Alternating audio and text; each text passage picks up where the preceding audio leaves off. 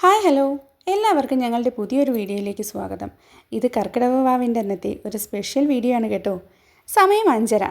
ഞാൻ ഉറക്കമെണീറ്റ് വന്നപ്പോഴേക്കും അച്ഛനും അമ്മയും ബലിയിടാൻ പോകാൻ റെഡിയായി നിൽക്കുന്നതാണ് കണ്ടത്. പിന്നെ അവർ പോയപ്പോഴേക്കും ഞാൻ നേരെ അടുക്കളയിലേക്ക് വച്ചു പിടിച്ചു. അമ്മ ചായയൊക്കെ ഇട്ട് വച്ചിട്ടുണ്ടായിരുന്നു. അങ്ങനെ അതിൽ നിന്നൊരു ചൂട് ചായയും കുടിച്ച് കുറച്ച് നേരം അടുക്കളയിൽ അങ്ങനെ ഇരുന്നു. പിന്നെ നമ്മുടെ പരിപാടി അങ്ങ് തുടങ്ങി. കാപ്പിക്ക് ഇഡ്ഡലിയും സാമ്പാറുമാണ് തീരുമാനിച്ചിരുന്നത്. സാമ്പാർ തലേ ദിവസം രാത്രി തന്നെ അങ്ങ് റെഡിയാക്കി വെച്ചു. കുറച്ച് ദിവസമായി ഞങ്ങളുടെ ശീലം ഇങ്ങനെയാണ്. പിറ്റേന്ന് ബ്രേക്ക്ഫാസ്റ്റിന് സാമ്പാറാണ് കറിയെങ്കിൽ തലേ ദിവസമേ അങ്ങ് വെച്ച് വയ്ക്കും. അങ്ങനെ ഇഡ്ഡലിയുടെ പരിപാടി അങ്ങ് തുടങ്ങി. മാവൊക്കെ തട്ടിലാക്കി അടുപ്പിലേക്ക് അങ്ങ് വച്ചു. പിന്നെ വാവിൻ്റെ അന്ന് ബലി മാത്രം ഇട്ടാൽ പോരല്ലോ, ഒരു കുഞ്ഞ് സദ്യ ഉണ്ടാക്കുന്ന ശീലം കൂടിയുണ്ട്. അങ്ങനെ സദ്യയ്ക്ക് വേണ്ടിയുള്ള തോരത്തിനൊക്കെ അങ്ങ് അരിഞ്ഞ് തേങ്ങയൊക്കെ ചിരകി വെച്ചു ഞാൻ. അപ്പോഴേക്കും നേരം വെളുത്തിട്ടുണ്ടായിരുന്നു. അമ്മമ്മയും കുക്കുവുമൊക്കെ ഉറക്കമെണീറ്റു. കുക്കു ഉറക്കമെണീറ്റാൽ എന്നത്തെയും പതിവാണ് ഈ അടുക്കളയിലുള്ള ഈ ഇരുത്തം. അതങ്ങ് ശീലിച്ചു പോയി. ഇവിടെ ഇരുന്നാലേ രാവിലെ അവൻ്റെ മൂടൊക്കെ ഒന്ന് സെറ്റായി വരുള്ളൂ. ഇന്നും ആ പതിവൊന്നും തെറ്റാതെ അവൻ്റെ മൂടൊക്കെ ഒന്ന് ശരിയാക്കിയെടുത്തു. പിന്നെ തോരനെയും അടുപ്പിലാക്കി വെന്ത ഇഡ്ഡലിയെ ഓരോന്നായിട്ട് പാത്രത്തിലേക്ക് മാറ്റി പുതിയ മാവൊക്കെ വീത്തി അടുപ്പിൽ വെച്ചു. അപ്പോഴേക്കും അച്ഛനും അമ്മയും എത്തി. ഇന്ന് വരാൻ കുറച്ച് താമസിച്ചു. നല്ല തിരക്കുണ്ടായിരുന്നു എന്നാണ് പറഞ്ഞത്.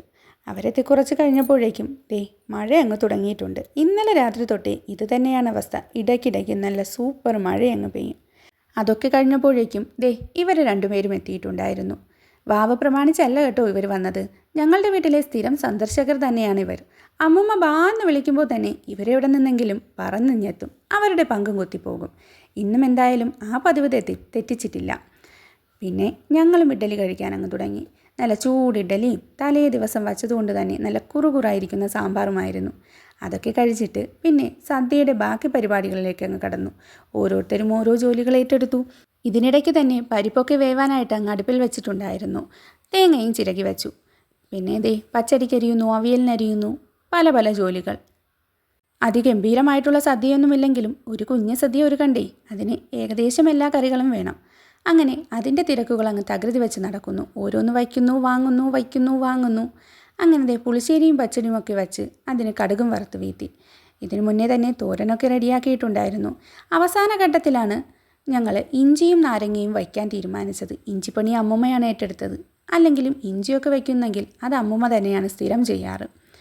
അങ്ങനെ ഏകദേശം ചോറും കറികളുമൊക്കെ റെഡിയാക്കി. ഇനി പായസം വേണ്ടേ? ഞങ്ങളുടെ മുന്നത്തെ ഷോർട്സൊക്കെ കണ്ടവർക്കറിയാം, ചക്ക സീസണായപ്പോൾ കുറച്ച് ചക്കപ്പഴമെടുത്ത് വരട്ടി വെച്ചിട്ടുണ്ടായിരുന്നു. വരട്ടിയപ്പോൾ തന്നെ അതിൻ്റെ കുറച്ച് ഭാഗമെടുത്ത് പായസം വെച്ചു. പിന്നെ കുറച്ച് അലുവ പോലെയൊക്കെ അങ്ങ് കഴിച്ചു. പിന്നെ മിച്ചമിരുന്നതിനെ പിന്നെ എന്താ ചെയ്യുക? എത്ര നാൾ വേണമെങ്കിലും ഇരിക്കുമെങ്കിലും ഇന്ന് നമുക്കത് പായസമാക്കാമെന്നങ്ങ് കരുതി. ഇത് എളുപ്പപ്പണിയല്ലേ? എല്ലാം സെറ്റായി. ഇനി കുറച്ച് തേങ്ങാപ്പാലും എടുത്ത് അണ്ടിപ്പരിപ്പും മുന്തിരിയും കൂടി ഇടുമ്പോഴേക്കും നമ്മുടെ പായസം റെഡി. അങ്ങനെ ഒരു കുഞ്ഞ് സദ്യ അങ്ങ് റെഡിയാക്കി. ഇനി എന്താ? വാവ് ദിവസം ഒരു വച്ചു കൊടുക്കുന്ന പരിപാടിയില്ലേ? ഉണ്ടാക്കിയ സദ്യയെല്ലാം കുറച്ച് നേരം ഇലയിട്ട് വിളമ്പി അങ്ങ് വയ്ക്കും. അത് കഴിഞ്ഞാലോ അതിനെ കാക്കയ്ക്ക് കൊടുക്കും. രാവിലെ വന്നവർ കൃത്യസമയത്ത് തന്നെ വീണ്ടും എത്തി അവരുടെ പങ്കും കഴിച്ചിട്ടങ്ങ് പോയിട്ടുണ്ട്. ഈ വാവ് ദിവസം ഇവർക്ക് ഭയങ്കര ഡിമാൻഡാണെന്നല്ലേ പറയുന്നത്. പക്ഷേ ഇവർക്ക് വലിയ ഡിമാൻഡൊന്നും ഇല്ല കേട്ടോ. വാവെന്നോ ഓണമെന്നോ അങ്ങനെ ഒരു പ്രത്യേകതയും ഇല്ലാതെ എന്നും വരുന്നത് കൊണ്ട് തന്നെ ഇന്നും അവർ കൃത്യസമയത്ത് വന്നു. പിന്നെ ഞങ്ങളും അങ്ങ് സദ്യ കഴിച്ചു.